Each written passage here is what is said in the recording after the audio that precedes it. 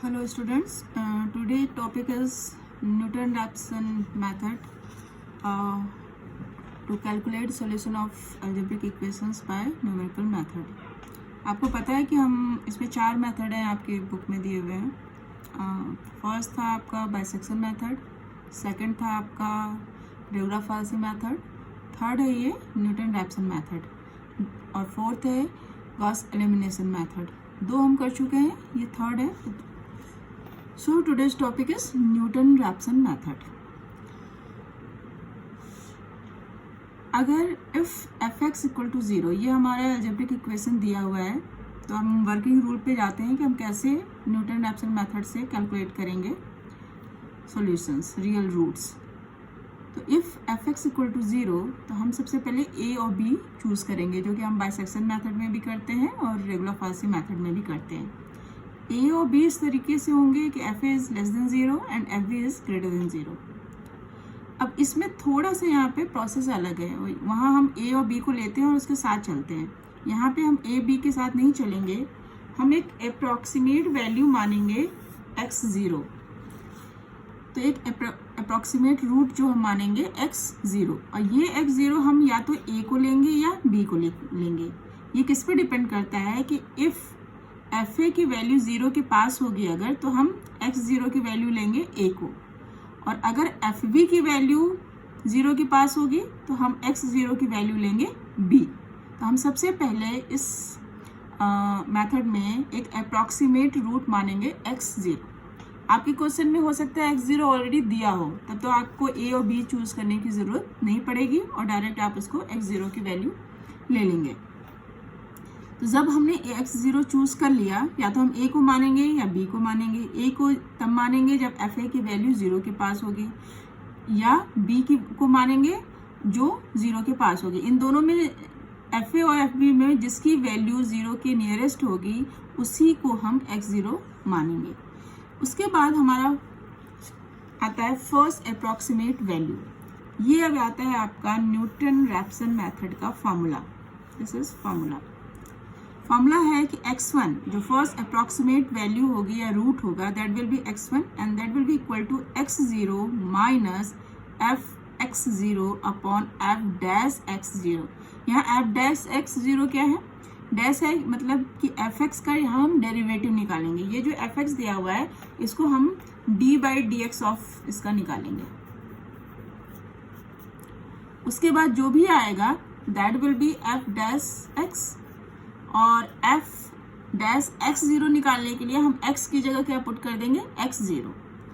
तो ये है हमारा फर्स्ट फॉर्मूला जिसे आप याद करेंगे. उसके बाद सेकेंड अप्रॉक्सीमेट वैल्यू के लिए आप क्या करेंगे? x2. अब जहाँ x0 है वो x1 हो जाएगा, f(x1), f'(x) x1. ठीक है. उसी तरह x3 निकालेंगे तो जहाँ x1 था वहाँ x2 हो जाएगा. तो जब इस तरह आप इस प्रोसेस को रिपीट करते जाएंगे और फाइनली जो आपको एक फॉर्मूला मिलता है वो ये फॉर्मूला है, xn+1 equal to xn minus f(xn) upon f'(xn), जहाँ पे आपका f'(xn) 0 के इक्वल नहीं होगा और n की वैल्यू आप क्या रखेंगे? 0, 1, 2, 3 एंड सो ऑन. तो आपको x1 की वैल्यू मिल जाएगी, x2 की वैल्यू मिल जाएगी और इसी तरह सो ऑन.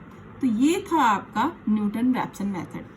ये प्रोसेस जो है इजी है थोड़ा, और ये आपको फास्ट रिजल्ट देता है. आपको बाइसेक्शन मेथड में 7th 8th अप्रॉक्सीमेट वैल्यू तक जाना पड़ता है, रेगुलर-फाल्सी मेथड में भी जाना पड़ता है, पर ये 3rd 4th अप्रॉक्सीमेट स्टेप में आपको ये अप्रॉक्सीमेट रूट दे देता है.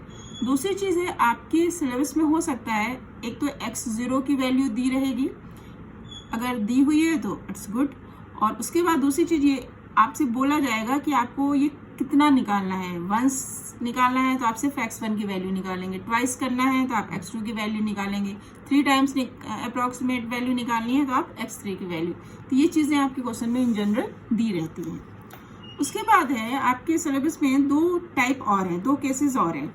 आपको दिया रहेगा कि √n की वैल्यू निकालिए बाय न्यूटन-रैप्सन मेथड. √n जहाँ पे कोई भी नंबर हो सकता है आपको, पॉजिटिव नंबर. दूसरा केस है आपका n टू द पावर 1/3, इसका भी आपको वैल्यू निकालनी होगी न्यूटन रैप्सन मेथड से। अब इन दोनों को निकालने के लिए फॉर्मूला भी है, आप चाहें तो उस फॉर्मूला की याद कर लें, या आप न्यूटन रैप्सन मेथड से इसको सॉल्व करें, ये आपके ऊपर है। अगर आप फॉर्मूला याद करना चाहते हैं वो करें, बट मेरे हिसाब से आप वर्किंग रूल के अकॉर्डिंग करेंगे तो आप कभी भूलेंगे नहीं, क्योंकि फॉर्मूला हो सकता है भूल जाए, बहुत सारे फॉर्मूले आपको याद करने पड़ते हैं।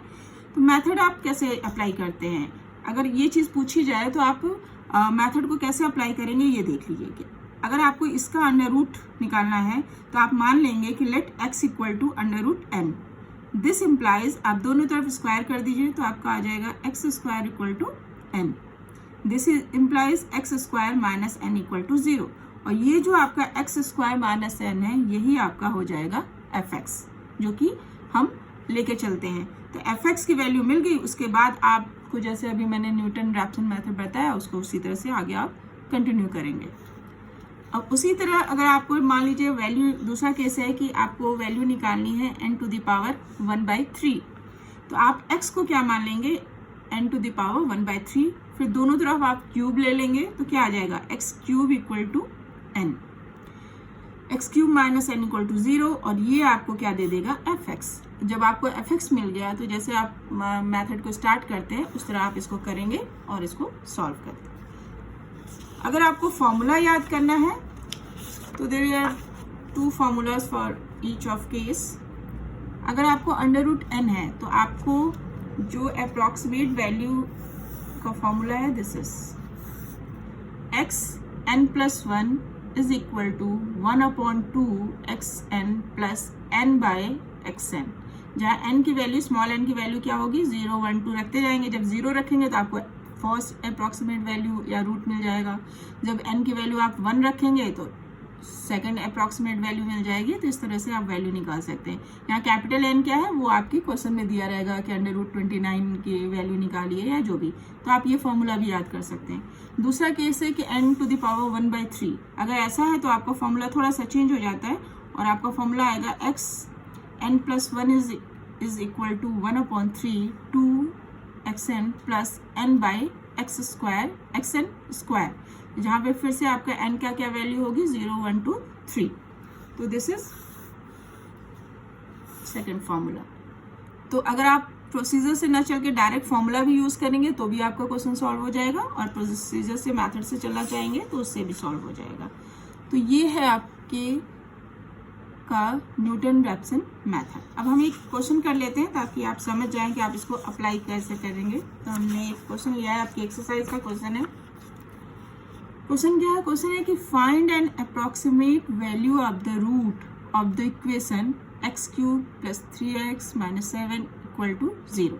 तो this is what, this is f x near x equal to 1।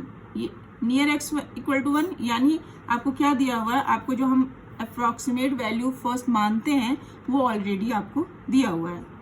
Using Newton Raphson method once यानी आपको x1 की वैल्यू निकालनी है, केवल एक ही बार आपको अप्रॉक्सीमेट वैल्यू निकालनी है। तो इट्स इजी क्वेश्चन। तो आपने मान लिया कि f x equal to x cube plus 3x minus 7, x0 आपको ऑलरेडी क्वेश्चन में दिया हुआ है, x0 इक्वल टू 1। तो फर्स्ट अप्रॉक्सीमेट वैल्यू xn क्या हो जाएगी, आप फॉर्मूला पुट करेंगे x0 minus f x 0 upon f dash x0। F x 0 equal to, अब इसकी वैल्यू आप निकालेंगे फर्स्ट। तो इसकी वैल्यू कैसे निकालेंगे, इसमें x की जगह क्या पुट कर देंगे x0, और x0 क्या है 1। तो जहाँ जहाँ x है वहाँ क्या आ जाएगा 1। तो जब आप इसको कैलकुलेट करेंगे तो आपको वैल्यू मिल जाएगी -3। उसके बाद आप f डैश x0 की वैल्यू निकालेंगे। f डैश x0 की वैल्यू निकालने के लिए पहले क्या करेंगे, आप f डैश x निकालेंगे, इसको डिफ्रेंशिएट करेंगे, डेरिवेटिव इसका निकालेंगे। तो इसका डेरिवेटिव क्या हो जाएगा, d by D x of F x, and that will give 3x square plus 3। यही हमने यहाँ पे लिखा हुआ है।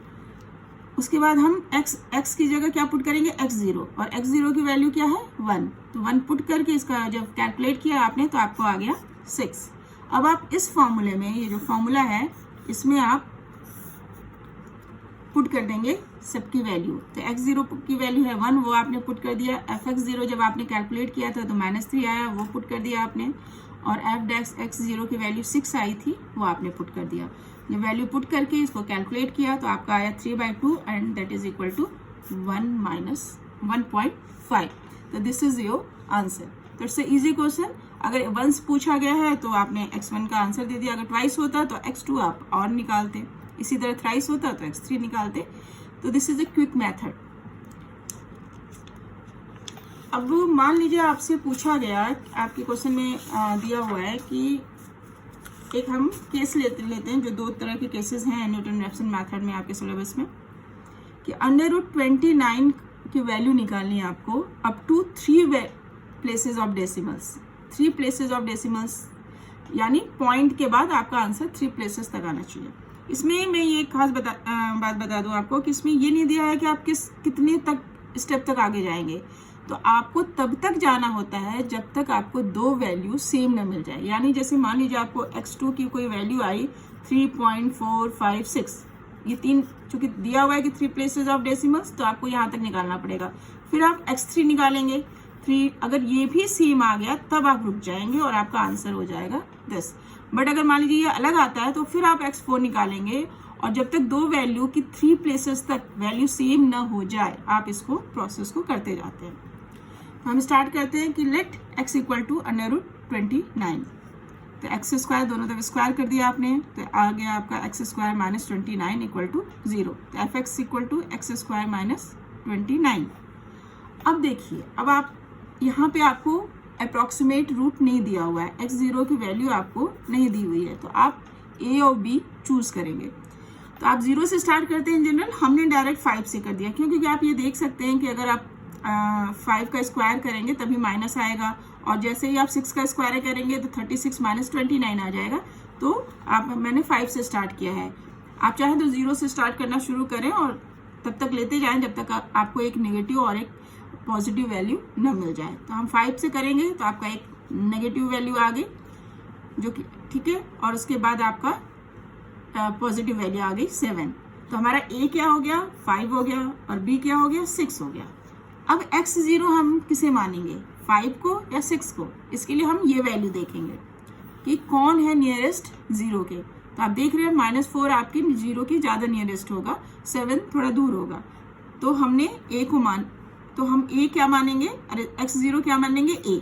क्यों? क्योंकि जो fa की वैल्यू जो है वो ज़्यादा नियरेस्ट है 0 के। तो हमने x0 की वैल्यू मान ली a and that is equal to 5। अब हम x1 निकालेंगे, दिस इज द फॉर्मूला, हम ये फॉर्मूला अप्लाई कर देंगे। अब यहाँ x0 की वैल्यू पुट कर देंगे, fx0 की वैल्यू निकाली हमने -4, ये पुट कर देंगे f'(x0). जब आप इसे, ये आपका f' है, इसको जब आप डिफ्रेंशिएट करेंगे, डेरिवेटिव निकालेंगे तो दैट विल बी 2x। तो यहाँ अप्लाई किया, फिर हमने x0 की वैल्यू पुट की, x0 की वैल्यू हमारी 5 है, तो हमने यहाँ पुट किया और ये आंसर आ गया 10। इसको फॉर्मूले में पुट करेंगे, जब कैलकुलेट किया आपने तो ये आप आ गया 5.4। उसके बाद हम x2 निकालेंगे। इसी तरह आप इसको x2 को कैलकुलेट करेंगे और तब तक कैलकुलेट करते जाएंगे जब तक कि आपको 3 डेसिमल तक 2 सेम रूट आपको नहीं मिल जाते हैं। तो ये था कैलकुलेशन ऑफ √29। तो that's all for today. Keep practising. Thank you.